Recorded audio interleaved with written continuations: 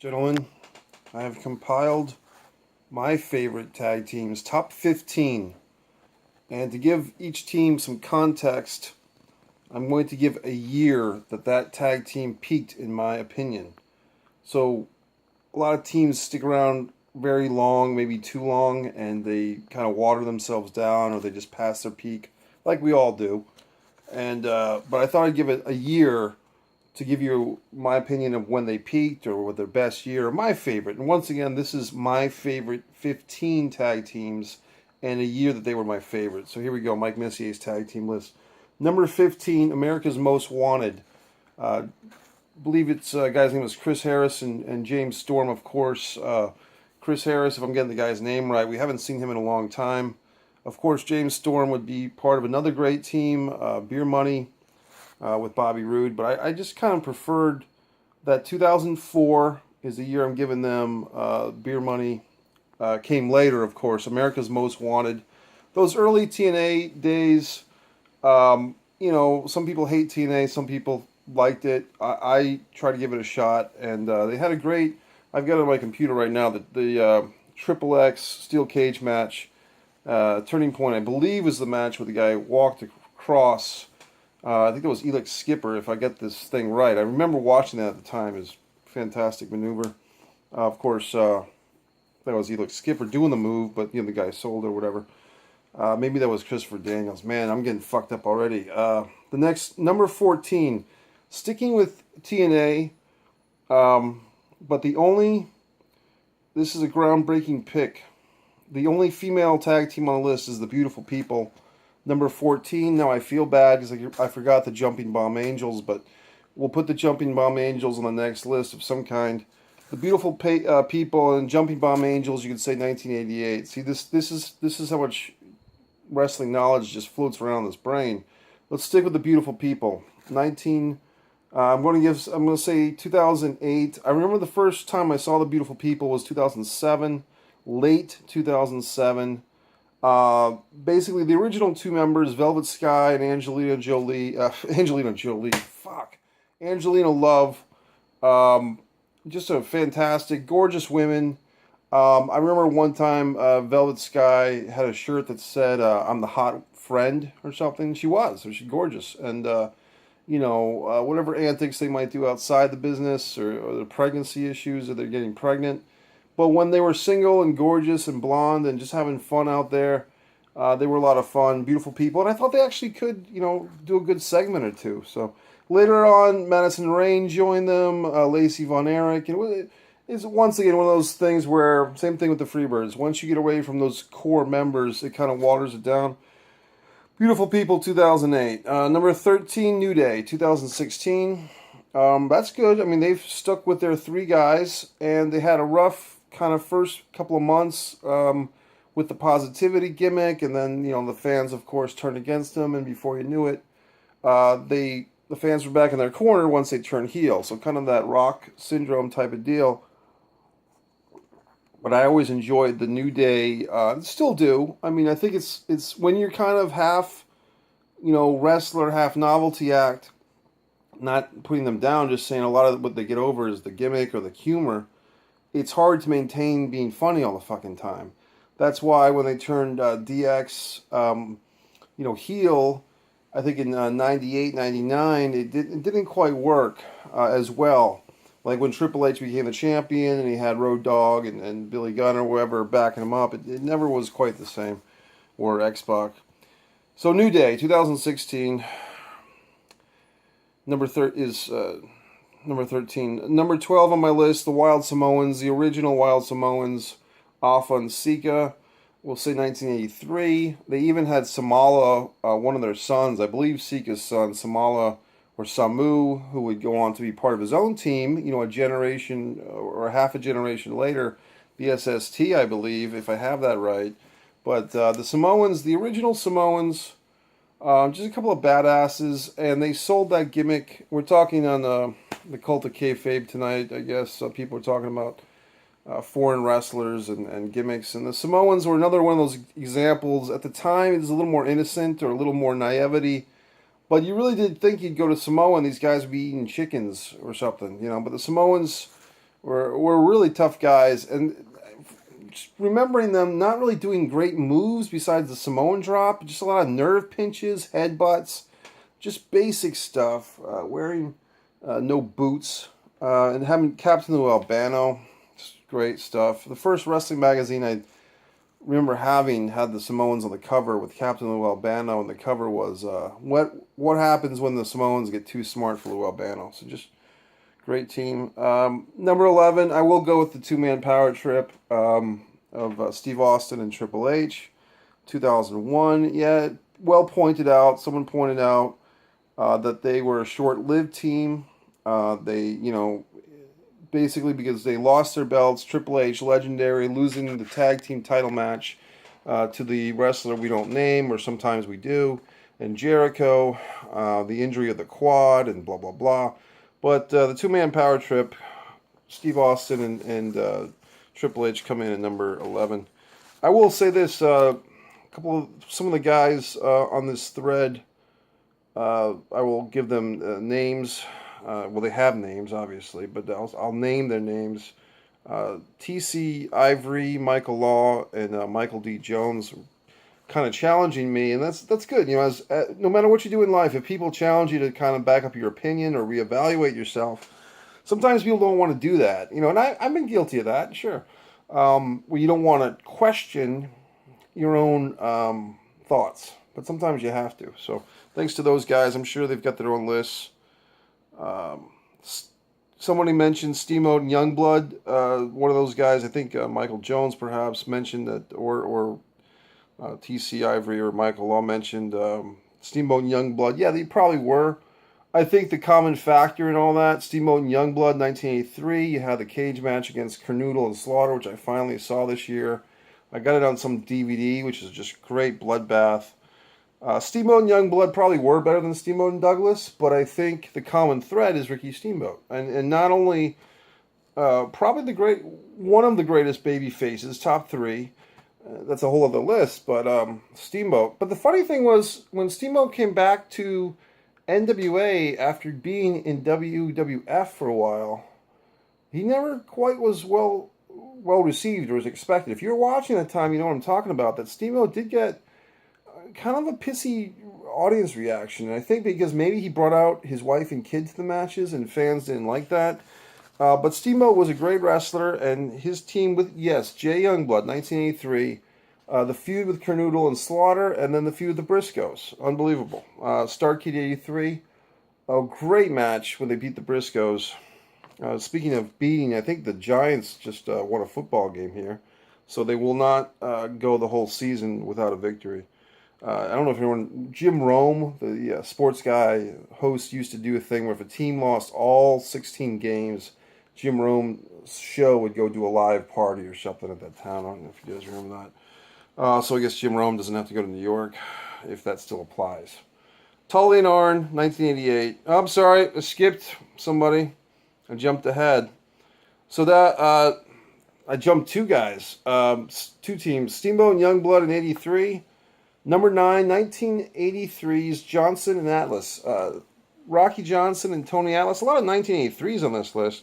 But while Steamboat and Youngblood were doing their thing, I believe it was kind of November of 83, Rocky Johnson and Tony Atlas, ironically enough, beating the Samoans, who are also on the list from 83, as is, Steamboat and Youngblood. So the Johnson and Atlas. And, yeah, that's The Rock's father, but he had a great career of his own, Rocky Soulman Johnson. And the thing with me is I was a Rocky Soulman Johnson fan, and I was always kind of pissed that Tony Atlas was always seen as the guy that got the best moves in. And I know what a hot tag was at that time, but I was like, why is Rocky always getting beat up and this Tony Atlas guy always gets the victory? The other thing that kind of pissed me off, and fans, see, this is the thing about being a wrestling fan, you'll never run out of anecdotes. Where I was, in Landover, Maryland vicinity, Rocky Johnson and S.D. Jones. Yes, S.D. Jones, who lost to King Kong Bundy at WrestleMania 1 in 9 seconds. S.D. Jones and Rocky Johnson were a tag team at the Capitol Center many times and actually won matches. And S.D. Jones was a pivotal part of those victories. Okay?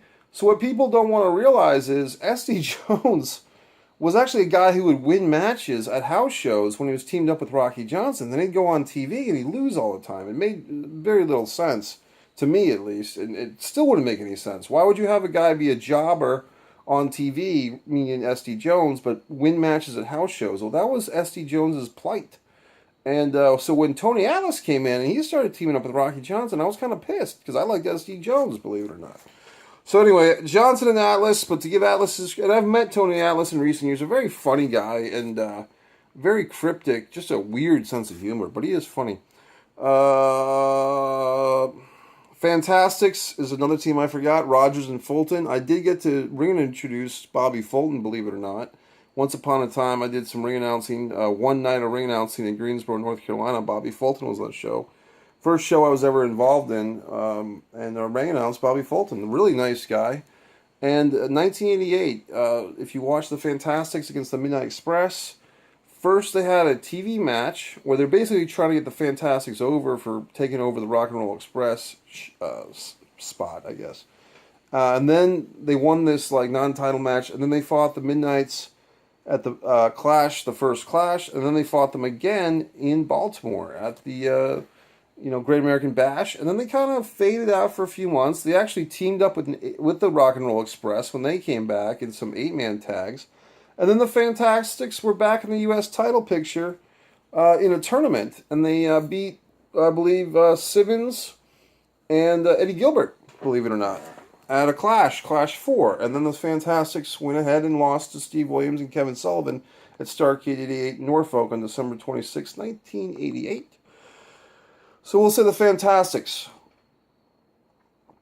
had a great year. So that's 2 tag teams. It's the way the mind kind of clumps things together. But we had Tully and Arn at number 7. I just gave it away. Tully and Arn at number 7, 1988, NWA. So, ironically, I did give them the 1988. You really could have chosen 87, 88, or 89.